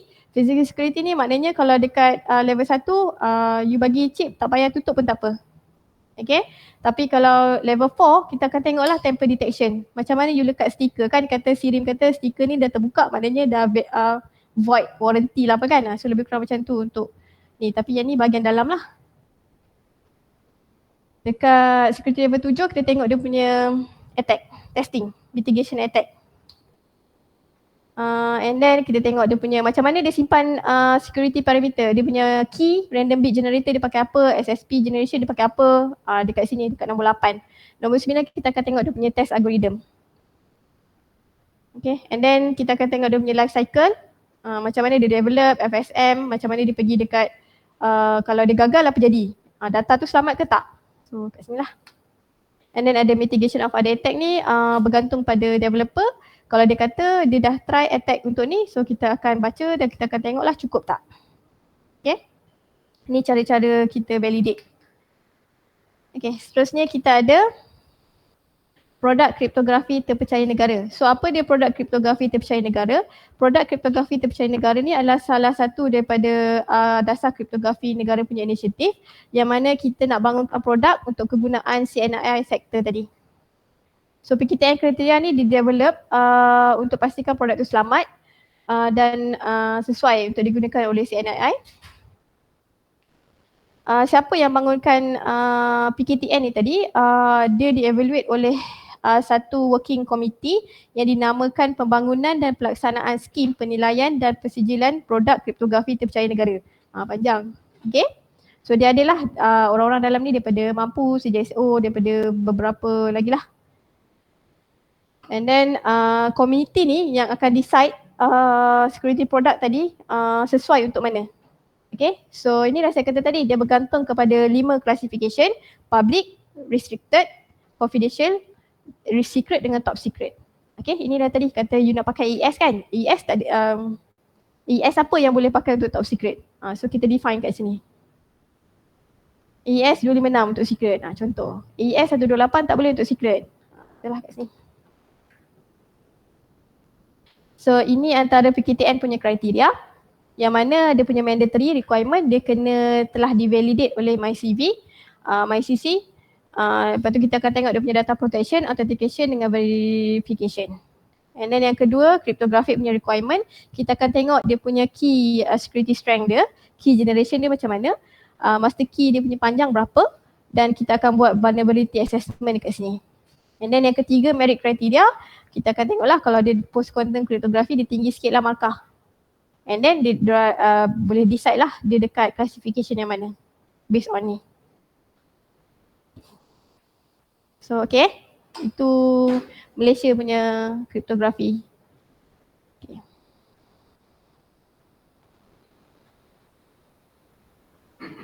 Ada soalan boleh tanya je Okay, so quantum cryptography. Yang DigiCert Malaysia kan ada post CA. CA. So apa dia punya relationship tu dia CSM? Dia CA, dia bawa MCMC. Oh, bawa MCMC. Dia bawa MCMC. So, maksudnya apa yang dia punya services yang dia buat tu memang tak go through to CSM ke atau? Tak, dia bawa MCMC sebab Digital Act bawa MCMC. Dia bawa Digital Act.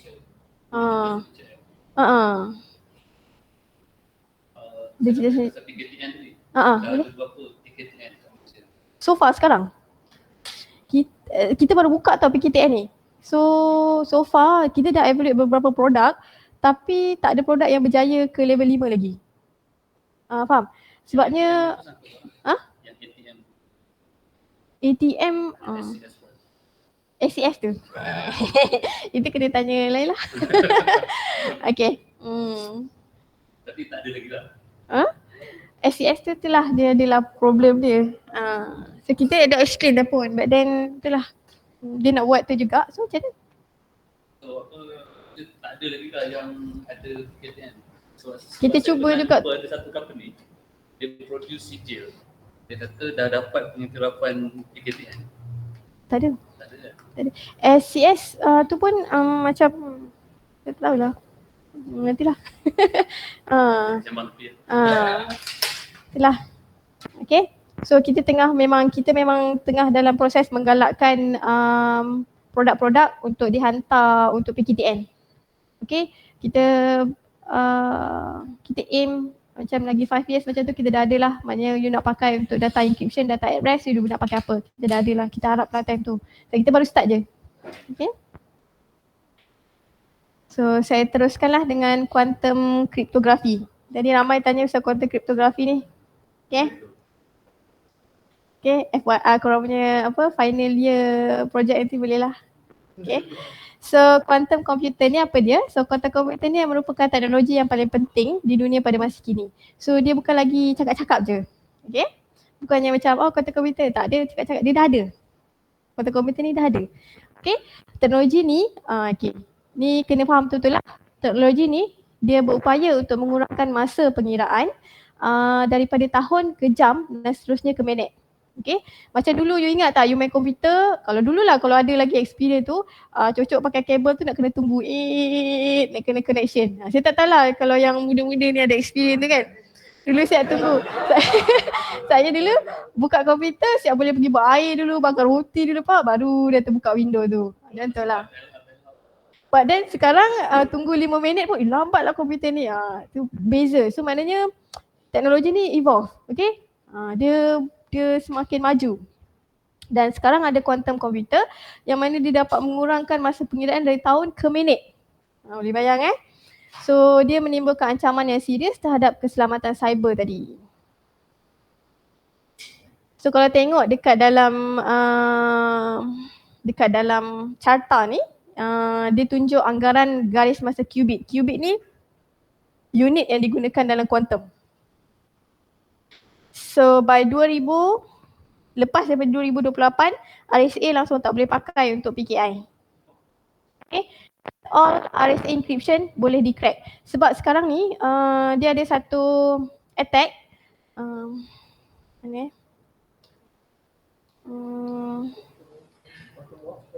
Dia ada satu attack, maknanya sekarang ni semua server you pakai Google apa semua tu kan. So sekarang dia punya attack adalah dia simpan dulu, dia decrypt later. Maknanya nanti dia simpan dulu, nanti once quantum computer ni dah secara meluas ni orang pakai, time tu habis lah. Okay. Okay, so you tanya tadi kan macam siapa yang buat quantum computer apa semua ni? Okay, yang ni adalah carta seluruh dunia yang mana berapa banyak government di-invest untuk quantum computer. Diorang bangunkan quantum computer. Contoh dekat Canada 1.41 bilion. US 3.75 bilion. Okay. And then Singapore pun ada. Filipin 17.2 million. Singapore 138 million. Which is nilai ni meningkat tiap-tiap tahun. Maknanya tiap-tiap tahun diorang sangat terkejar-kejar untuk buat quantum computer. Japan 700 million. Russia 1.45 bilion. Diorang belum berlumba untuk nak bangunkan. Qatar 10 million. Israel 1.2 bilion. Spain. Okay. So negara lain satu dunia bangunkan quantum computer. This is apa yang government diorang invest. Kita tak ada. Kita tak ada. Kita tak ada quantum computer. Kita boleh bayang je quantum computer tu. So kita tak boleh tengok, kita tak ada kat sini. Agensi mana yang sepatutnya bangunkan? Pendapat saya lah. MIMOS kot. Kalau saya lah, saya rasa MIMOS kot. Sebab MIMOS dia memang fokus dekat innovation, teknologi. Dia memang bangunkan kan. But then kalau nak bangunkan, kita ada expertise pun nak bangunkan. Tapi kalau tak ada bajet macam mana? So itulah masalah research kalau tak ada bajet. Okay. So macam ni memang government dia invest. Memang dia bagi. So inilah dia. US sendiri 3.75 bilion USD. Okay. So kalau nak kata quantum computer ni teori je, sebab orang dah invest banyak sangat. So takkan dia teori je, at least mesti ada. Okay, dan benda tu akan improve. Okay, so by berlakunya quantum warfare ni nanti, this is what happen lah. Okay, akan ada banyak quantum computer application, quantum computer, quantum internet, quantum cyber, quantum communication, quantum radar, so semua benda pakai quantum. Semua benda, tiba-tiba you hantar RSA, habis lah. Okay? Yes. Okay, ni semuanya benda-benda yang boleh dibangunkan dengan quantum computer. Okay, this is the time window untuk upgrade cryptography infrastructure. Kalau ikut biasa-biasa ini bukan yang macam agresif punya. Kita kena ke PQC tadi dalam masa 7 hingga 9 tahun. Okay, but then kalau kita nak agresif, by 2026 breakable dah. Okay, so kita memang kena get ready. Paling lama pun 7 sampai 9 tahun. 7 tahun daripada sekarang kata 2031. So 7 tahun tu memang kena work hard untuk defend. Okay, so encryption, ni ada encryption sekarang susceptible untuk store now, break later. Data ni semua ada dekat server-server lain semua. Okay, dia store sekarang, nanti dia break later. Apa yang quantum ni boleh buat? Okay, since PKC ni enable more than 5 kita kan ramai yang pakai internet tadi. Okay, so website dengan kita punya data apa semua lebih kurang memang banyak lah kan. So estimate 20% daripada semua IT tadi rely kepada public key encryption. Okay, so kita sekarang store now, break later, you punya password, everything semua tu breakable. Okay, so apa yang akan collapse? E-commerce, online banking, online communication. Habis. Okay, which is identity you, orang boleh menyamar je dari you, orang boleh tukar you punya identity. Dan semua benda lah, semua yang online service, semua memang habis lah, collapse lah yang gunakan asymmetric cryptography tadi. Okay, yang ni adalah perbezaan antara traditional cryptography dan juga quantum. Okay, dia lebih kepada dia punya prinsipal, key distribution, security model, key strength. So, ni ada. Dua benda ni yang pakai PQC memang PQC ni.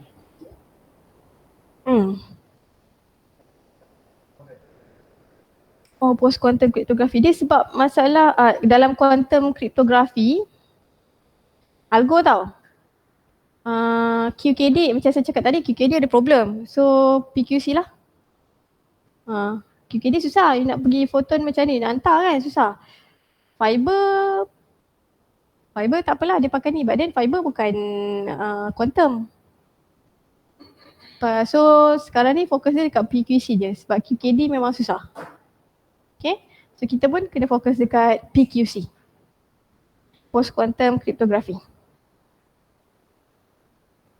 Okay, so this is apa yang migration effort daripada negara luar. Okay, so sekarang ni daripada NIST, daripada Taiwan, saya pergi Taiwan tahun lepas, saya tengok diorang punya quantum center ni, so diorang sangat laju. Okay, and then daripada Amerika, daripada Jerman, so semua sedang bergerak untuk migrate ke quantum. Okay, yang ni timeline South Korea punya roadmap untuk migration ke post quantum. Okay, so by 2023 semua diorang dah ready lah ni. Diorang tengah prepare pun, diorang dah start tahun lepas. So kita tengah kejar lah, tapi tak tahulah macam mana kan, try. Okay, kita try, kita cuba.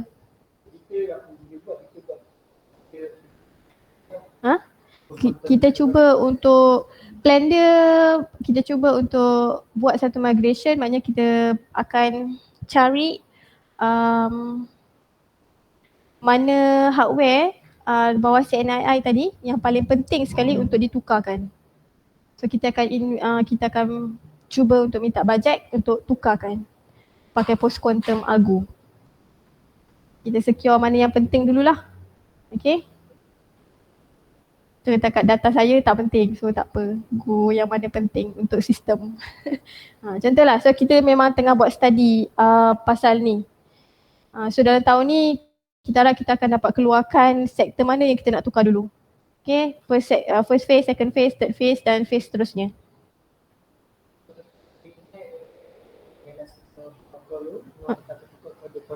Dia kalau post quantum ni lebih pada browser. Browser tadi tukar. Dia ada satu tool untuk check sama ada browser tu dah ada, sebab kita kan tulis password dia lalu browser dulu kan. So browser dulu. So tengok browser dulu, lepas tu nanti baru pergi dekat dia punya secure punya internal.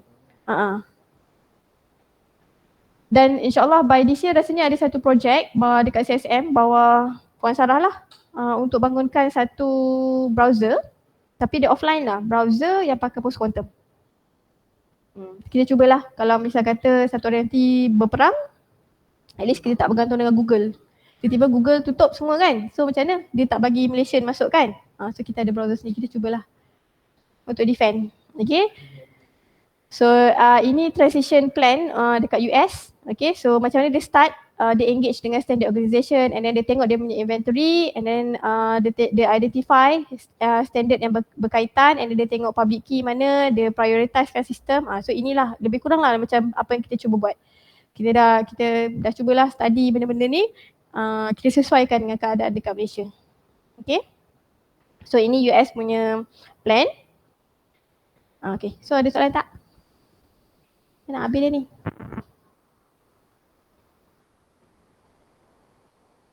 Okay, so dah ready untuk quantum. Okay, habis dah. Doakan bajet lulus. You bolehlah cuba kalau you study tu kan, you tahu, at least you tahu kan antara RSA dengan algo quantum. Kalau you tengok web browser, you nak buat security, you tengok security, kenapa pakai algo lama lagi? You bolehlah bagi nasihat. Benda tu, tukarlah pagi post quantum. Lebih kurang lah apa you boleh buat.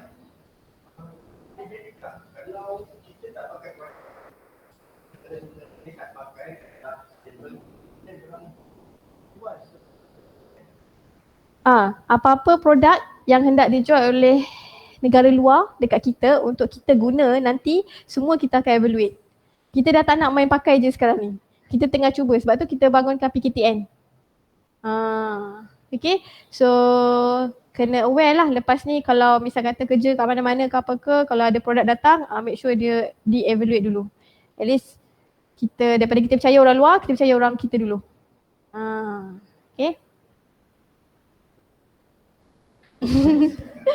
Okay.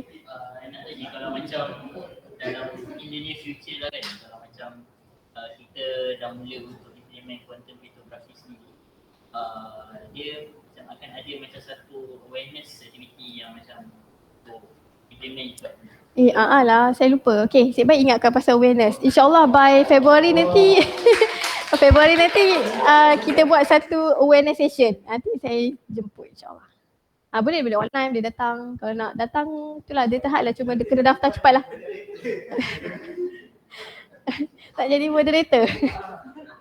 Kita akan cubalah untuk bagi awareness untuk public, untuk academician, untuk CNI sector. Okay, by this year lah kita tengah memang work hard betul lah on quantum ni. Okay, so ada soalan?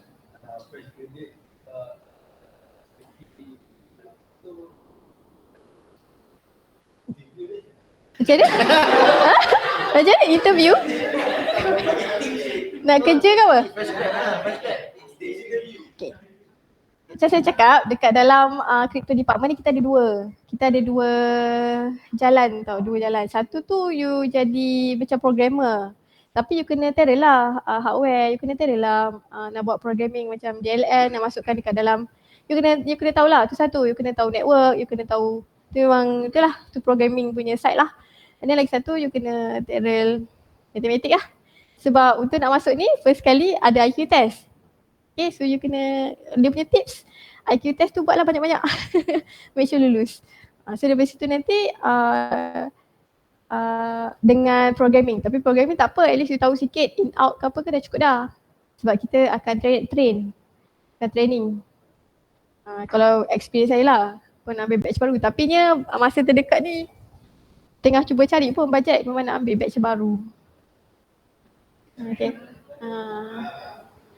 Even kalau you nak masuk as a programmer sekalipun, you kena ada knowledge on crypto tu lah. Sebab nanti Macam orang macam saya ni, saya akan bagi tahu je saya punya algo macam ni, kena buat macam ni. Kita nak tengok dekat bahagian security yang ni. So boleh tak keluarkan output yang ni? So tu je lah. So kita dah tahu kita nak keluar output apa. So kita akan minta tolong programmer tu untuk keluarkan output tu. So you kena tahu juga sikit pasal crypto. Tapi intern welcome. Kalau ada internship lah program. And then RA, syarat RA kena tengah belajar. Hari tu kita ada buka ada 2. So tahun ni saya tak tahu nanti nak ambil lagi berapa orang. Minat ke? So RA. RA tak payah datang office hari-hari.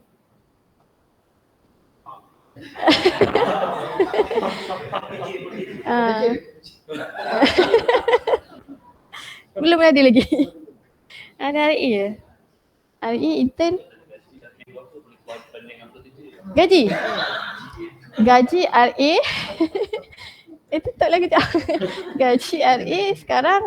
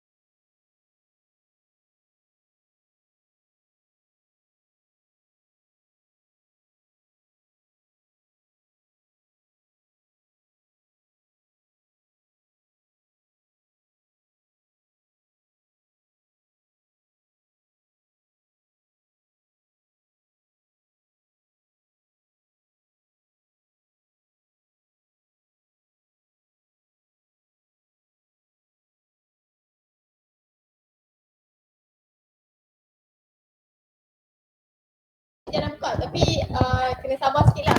Tapi mesej je lah, nanti saya balas. Tadi Zuan, tak ada tunggu saya lama. Dia punya sabar tu. Saya balas lepas tu.